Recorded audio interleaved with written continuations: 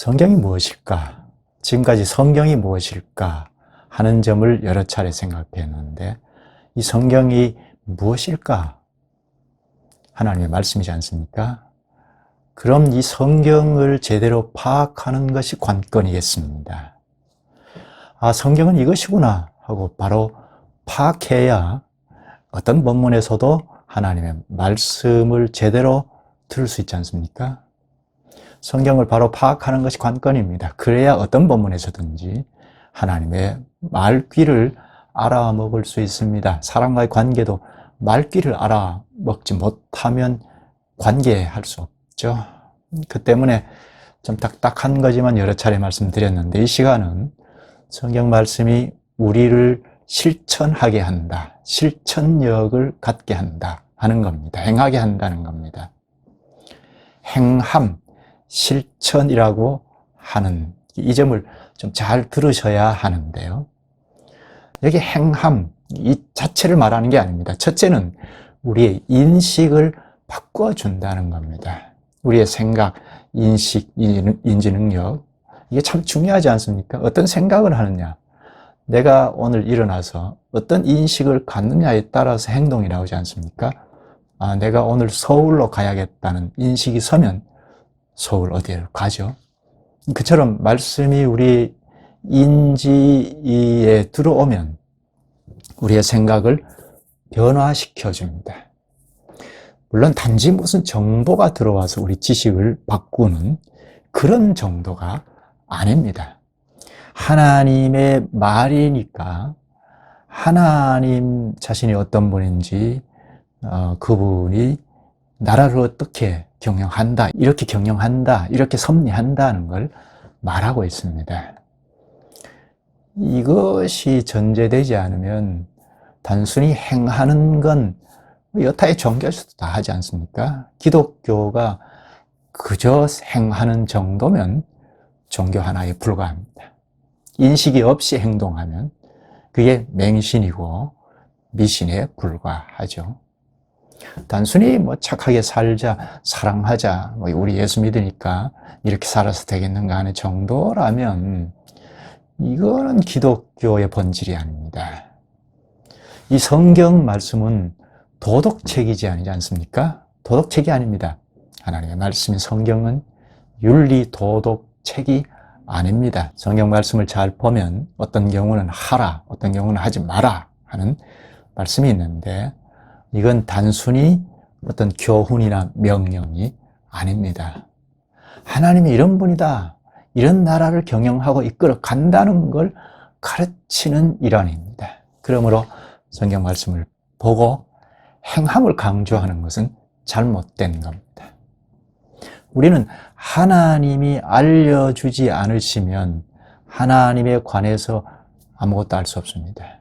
그가 어떤 분인지, 어떤 마음을 가지셨는지 알려주시지 않으면 우리는 그분에 대해서 도무지 알 길이 없습니다. 그 때문에 하나님은 계시의 말씀을 쭉 하시면서 늘 기록으로 남겨주셨습니다. 지금은 기록된 이 성경 계시, 이것을 순수하게 바로 대면하면 하나님의 음성을 알아먹을 수 있습니다. 알아먹게 되면 첫째는 우리 인식을 바꾸어 주십니다.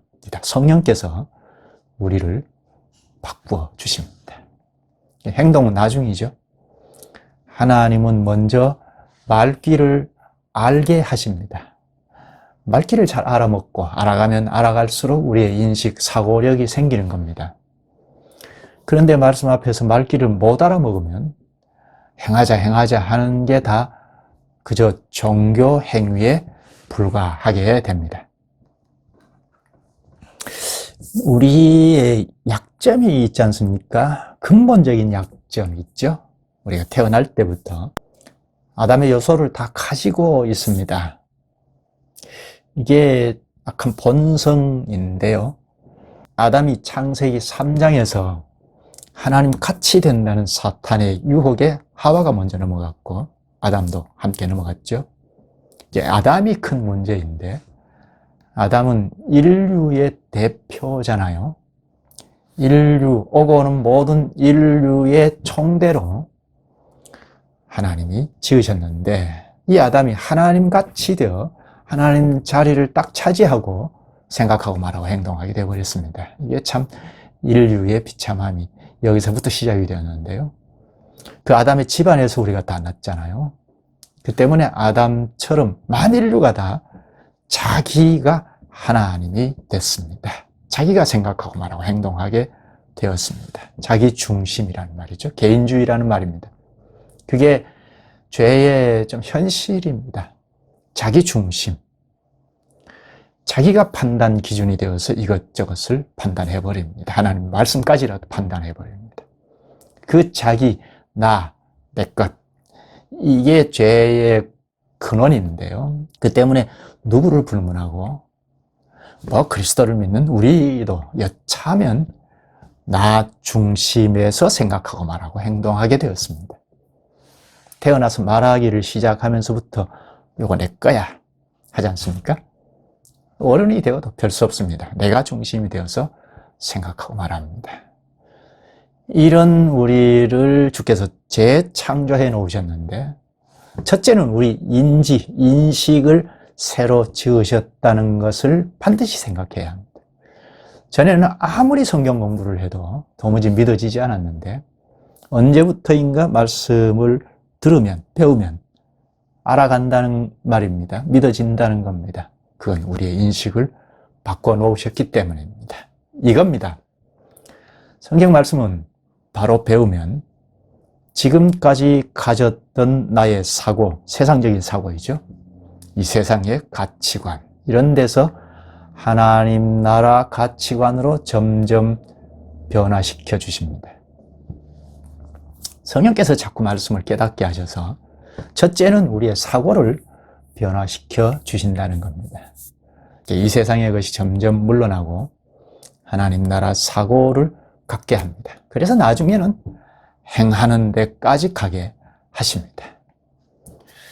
로마서 10장 2절을 보면 그 당시 유대교인들에게 하나님께 열심히 있다, 열심히 있으나 지식을 따른 것이 아니다.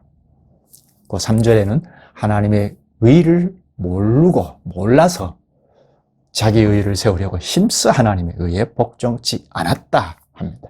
유대교인들이 하나님께 열심히 있었단 말입니다. 그러니까 열심히 문제될 건 없습니다. 문제는 지식 문제입니다. 하나님을 아는 지식이 결여되어 있으니까 열심을 내는 만큼 하나님을 불복종합니다. 이게 뭡니까? 말귀를 못 알아먹고 그저 말만 쥐고 행하면 하나님 이렇게 말했다더라 하는 이 말씀만 그저 쥐고 행하면 그게 불순종하는 것이 된다는 겁니다. 열심히 순종하는데 불순종합니다. 그러니까 우리의 지식, 인식, 사고, 이게 참 문제입니다. 잘 생각해야 합니다. 과연 내가 하나님의 말귀를 제대로 알아먹고 있는가? 이걸 반드시 생각해야 합니다. 성경 말씀은 하나님의 말씀입니다. 그러면 우리가 성경으로 돌아가서 이걸 바로 보고 있는가? 바로 캐치하고 있는가? 이 성경 말씀이 우리의 사고부터 점점 변화시켜 주십니다. 그럼 어떻게 해야죠? 성경 말씀으로 돌아가야 합니다. 누가 뭐라고 했고, 훌륭한 누가 얘기했고, 어떤 큰 교회가 얘기했고가 중요한 게 아닙니다. 성경으로 돌아가는 것이 하나님 앞으로 가는 것이고 하나님 면전에 서는 겁니다. 하나님 앞에 서서 그분이 뭐라고 하시는가? 그분이 뭐라고 하시는가? 순수하게 하나님 앞에서 자꾸 경청해야 합니다. 하나님 말씀을 잘 듣자는 겁니다. 그게 하나님 앞에 취하는 태도입니다. 성경 말씀은 알면 알수록 우리의 인식을 자꾸 바꾸어 가십니다. 그래서 결국은 실천하게 합니다.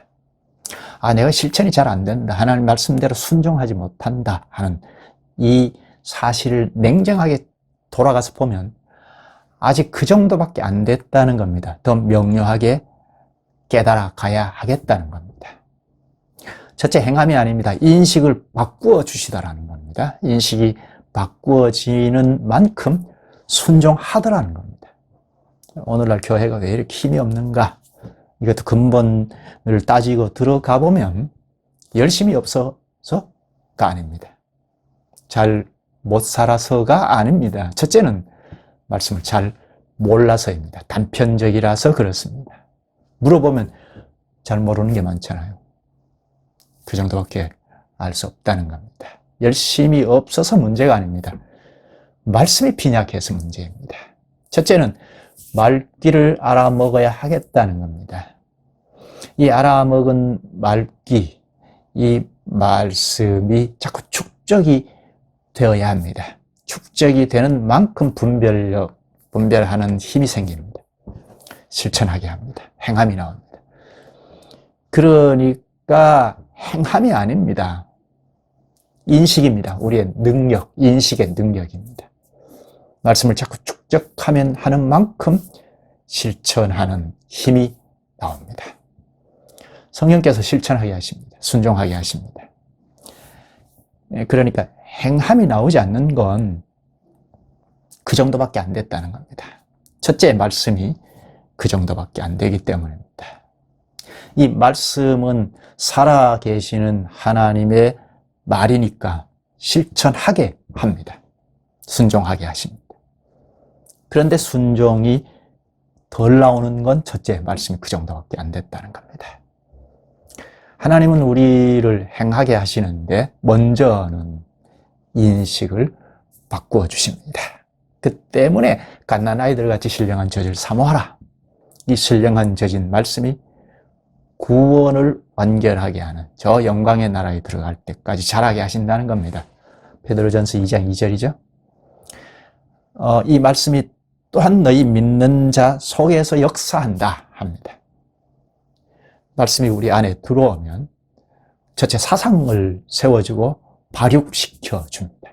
거룩한 소원을 품게 합니다. 이게 제대로 된 감정이죠. 소원을 품게 합니다. 그저 감성주의는 안 됩니다. 감동받았다 하는 그 정도, 그건 곤란합니다. 이 말씀은 살아 있어서 하나님이셔서 알고 믿어야 할 바를 가르쳐 줍니다. 우리 인생의 목표와 삶의 내용을 가르쳐 줍니다. 여기서 하나 꼭 놓치면 안 될 거는 말씀을 어디에다 대고 하셨느냐 하는 겁니다. 말씀은 전부 개인, 나 중심에다 대고 하신 것이 없습니다. 말씀을 하실 때 하나님이 이 계시하실 때 개인에게 하신 바가 없다는 겁니다. 지난번 방송을 보시면 도움이 되겠습니다. 언약의 말씀을 하실 때는 항상 언약 공동체, 교회를 이루게 하시는 말씀으로 주셨습니다. 나 개인에게 속삭이는 것도 다 언약, 주님의 언약을 하신 공동체를 잘 이루게 하시는 말씀이지 그 밖의 것은 의미가 없습니다. 교회가 지금 엉망이라서 별 설득력이 없는데요. 분명한 건 하나님의 말씀하실 때 항상 언약 공동체를 놓고 하신다는 겁니다. 그런 말씀을 제대로 깨달으면 개인의 도덕 군자가 되는 쪽으로가 아니고 이 언약의 사회, 공동체 사회를 내놓으려고 한다는 겁니다. 말씀은 항상 거룩한 사회를 내놓으려고 합니다. 개인주의에서 벗어나게 하십니다. 그럼 성경을 보면 윤리 도덕을 말하는 데가 많지 않습니까? 그건 어떻게 이해해야 할까요? 전부 개인 도덕이 아니죠. 사랑하라, 참하라, 온유하라 이런 등등의 도덕, 윤리 도덕은 전부 개인 도덕이 아니죠. 공동체의 도덕이죠. 하나님 나라 사회를 이루는 데 필요한 도덕입니다. 예수 믿어 구원받고 도덕 군자가 되는 게 아닙니다. 하나님이 회복해 가시는 나라, 하나님 나라가 회복해 가는 역사인데 이 나라의 일원으로 살아가라는 것입니다. 사랑하라, 오래 참아라, 온유하라 등등의 도덕적인 말씀은 전부 그리스도의 몸을 세워가라는 겁니다. 거룩한 일원으로 그리스도의 사회를 실력 있게 구축해서 내놓으면 그만큼 삶 전체에서 파급이 됩니다. 우리가 흩어져서 가정에서, 직장에서, 학교 생활에서 하나님 나라 정신을 품고 살게 한다는 겁니다. 우리가 무엇을 생각하고 결정하고 나갈 때 그럴 만한 근거와 기준이 있어야 하는데, 만약 하나님의 말씀에서 나오는 바르고 풍부한 기준을 가졌다면 그 사람은 바른 생각과 결정을 하며 살아갈 것입니다. 그러나 말씀이 빈약하면 그의 생각이나 결정도 역시 그릇될 때가 많습니다. 아니면 불신자처럼 그저 일반 은총하에서 생각하고 말하고 행동할 뿐입니다. 우리의 생각이나 판단의 근거를 말씀에서 얻은 것으로 살아간다면 그건 주께서 지지받는 삶일 것입니다.